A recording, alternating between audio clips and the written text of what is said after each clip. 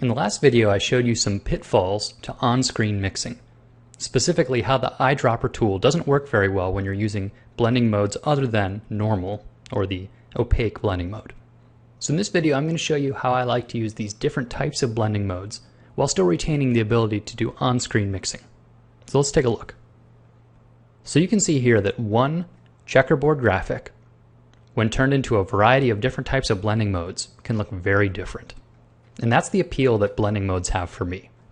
I can pick sort of a normal, middle-of-the-road color, pick a bizarre blending mode like linear dodge, and the resulting colors are very different than I would have expected. Say I switch that to color dodge, they're different still. This adds a lot more saturation.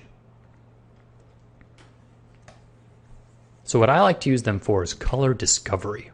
And then once I'm happy with that color, I'll make some opaque layers on top and do on-screen blending like I normally would. When it comes to painting, this part of the process still strikes me as a bit experimental. So it's going to be hard to give you some strong recipes to follow. But for this example, let's just add some strong backlighting behind the head of this bird. So I'll make a new layer, and I'm going to try linear dodge, because through my experimentation I found that this one seems good for making sort of hot illuminated areas. So I'll quickly pick a color that's pretty dark in value because it's going to be adding this entire value to the one that's already there. So it can get blown out pretty quick. And it's also going to be pretty saturated. And I paint it in place. And it's got this glowing, radiant orange that I wouldn't have picked naturally. It sort of fades out into a pure white. Gives it sort of an angelic look. If this is what I want, this sort of overexposed glowing quality, well then I'll stop using different blending modes. I'll now make a new layer, set to the normal mode, and do my on-screen blending as I normally would.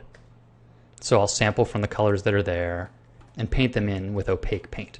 And in this way I get the control that I'm used to with on-screen blending, because this is the easiest way to render for me. So I see the two as a balance.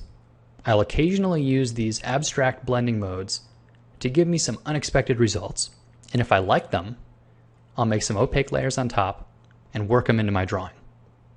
Now if you like this information and you want to know more about it, the series that I sell called From Grayscale to Color actually has a lot of really interesting ways to use different blending modes to add color on top of a grayscale painting.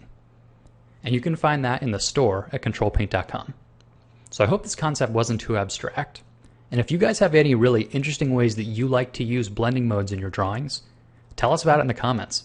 This is one of those areas that I really only know specific use cases that I've found through practice. And I'm sure there's other interesting ways out there that I've just never considered. So let's hear about it. Thanks for watching.